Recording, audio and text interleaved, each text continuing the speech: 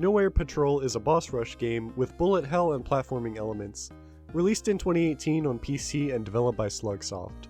Nowhere Patrol is short but sweet. It's challenging but rewarding and fair.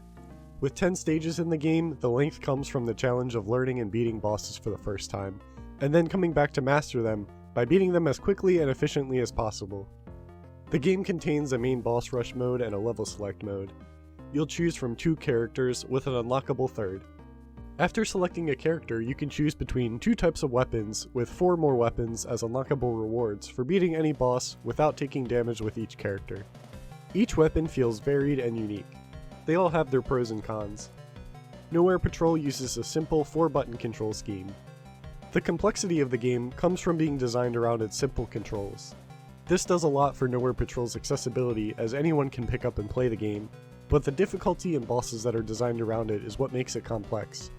You can jump, shoot, dash, and use 2 special attacks. Nowhere Patrol also gives you complete freedom to map the actions to your preferred buttons, and provides an alternate button for each action. Controls feel tight and responsive.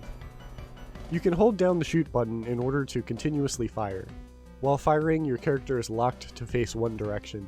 This is really smart as it keeps the control input simple, and allows you to keep facing the boss and walking backwards while shooting. It allows you to quickly be able to swap directions by letting go of the fire button just long enough to switch directions.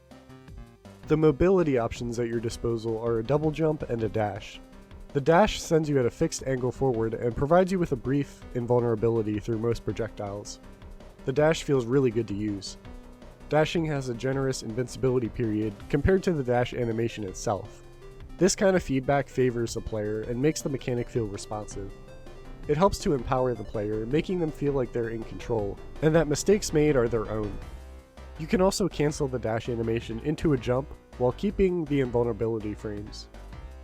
Double jumping combined with dashing gives you plenty of mileage in the air, while having bosses, that's attacks, are designed around the player's mobility. Each character has 2 special abilities, an offensive and a defensive special. Once you start the tutorial, you'll get a short explanation and practice of what the selected character's special does. I believe the character's abilities should be easily accessible, and instead also be shown on the character select screen, with a visual example shown, as currently the only way to learn each character's abilities is to sit through the tutorial with each one. It's a minor complaint as the tutorial is still short, however it's still time wasted. The offensive special can be executed by shooting and pressing the special button at the same time.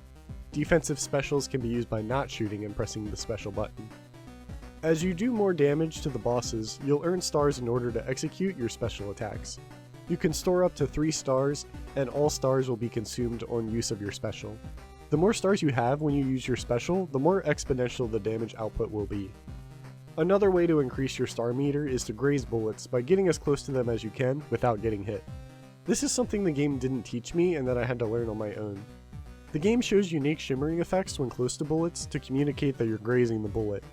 When you graze bullets, your star meter goes up faster and your score goes up, making this a cool risk versus reward system that rewards close calls. The only drawback I could find for this system is that there's no reason not to wait until you get 3 stars to use your most powerful special, since there's no way to lose stars during a fight.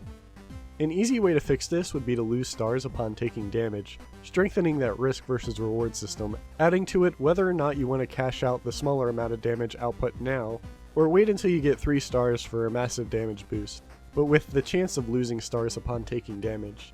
If you're smart with the positioning and timing, you can do massive damage with special attacks. Smart use of special attacks is rewarding, as you'll see the boss's health bar satisfyingly melt away. Special attacks visually take up a lot of the screen. However, it never becomes a problem because special attacks also give you temporary invincibility that lasts way beyond the special's animation. This allows crazy visuals to express how powerful the specials are, and it increases the utility and importance of your timing and uses of specials from a gameplay perspective. My only nitpick with that is the type of special ability that's used. Between offensive and defensive, it's determined by whether or not you're shooting when the button's pressed. In most cases, there's no reason why you won't be shooting, so in order to use a defensive special, you need to stop shooting, hit the special, then resume shooting, which can feel a bit clunky. While I feel this is a big nitpick, it would be nice to have the option to map offensive and defensive specials independently of one another on separate buttons. Bosses are extremely challenging and rewarding. Once mastered, they can be dispatched quickly, but the process of learning the fights and building those intrinsic skills is what makes the game fun. Bosses have different phases, each with their own different behaviors. These phases clearly transition during the depletion of each health bar. Bosses' attacks are clearly telegraphed and patterns can be learned. Wind-up animations, blue sparkles, or an orange and red radar are shown before attacks, giving you time to identify the attack and properly react. A really cool aspect of Nowhere Patrol is that different bullet types have different properties that are consistent through multiple bosses. Important information is conveyed and classified visually, and that knowledge can be built upon with each fight. Beige and blue projectiles are basic projectiles that can be dashed through. Lasers have a constant hitbox and stay active longer. Purple explosions are wide, but they're delayed a bit longer after the telegraphed animation. Daggers are the only projectile that cannot be dashed through.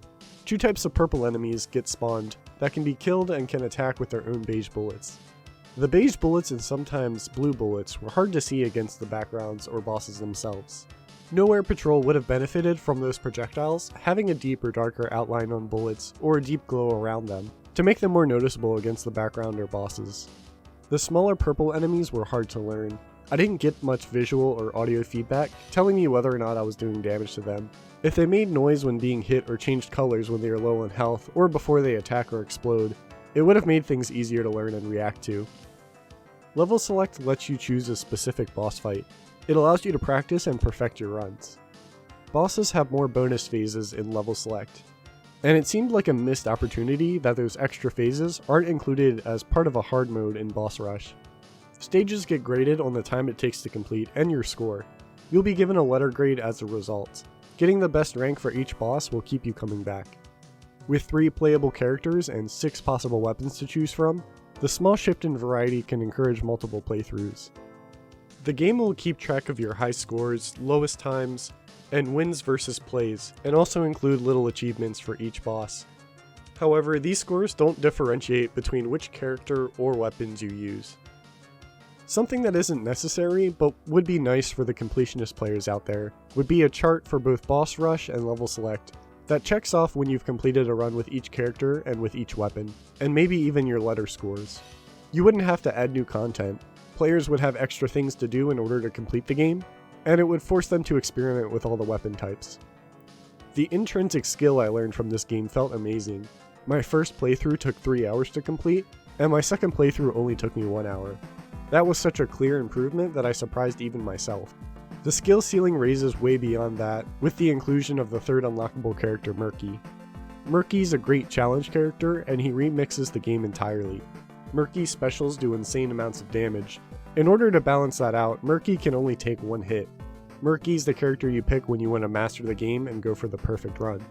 The sprite work is beautiful. Bosses and backgrounds are large and full of detail and animate and move really well. The playable characters and boss designs were cute and simple. The backgrounds were a bit simple, but I think it's for the best as the gameplay can get a bit hectic. The simple backgrounds need to not distract the player. With the background usually being black, the UI was clear and easy to read. The important information was clear and didn't distract from the action. There are 5 music tracks total in this game and I enjoyed them all, the finale fight being my favorite. They were upbeat, bouncy, and fun chiptune songs, using the sound font from the Game Boy, Genesis, and NES. It's clear that a lot of work and love went into the creation of this short but sweet title. Character designs are unique and full of color, and the game design is challenging and focused. Despite the challenge, Nowhere Patrol is simple to control and easy to pick up and play. I got so much satisfaction learning and mastering the game, and that feeling of mastery cannot be beat. If this sounds like something you're interested in, then it's already worth your time.